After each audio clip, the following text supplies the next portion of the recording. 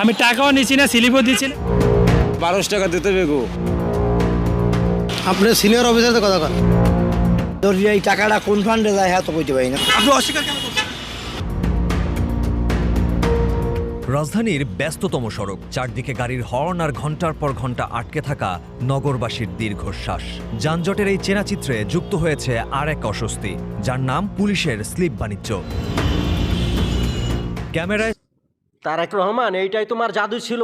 এই যে পুলিশ দিয়া তুমি চাঁদাবাজি করতেছো, গরিব অসহায় লোকগুলো যে খেটে খাওয়ার মেন একটা রাস্তা ছিল রিক্সা চালানো, সেই রিক্সার থেকে তুমি 1200 করে টাকা নিতেছো এবং তার কোনো তালিকাই নাই, কোনো কিচ্ছু নাই।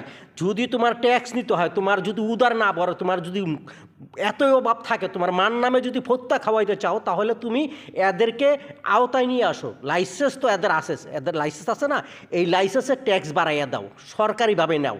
তুমি এই পুলিশ দেয়া আর তোমার বাহিনী দেয়া এদেরকে আর বিরক্ত করো না। এই লোকগুলো অসহায়, কোনো যখন উপায় না পায়, একটা শিক্ষিত ছেলে ও রিক্সা চালায়।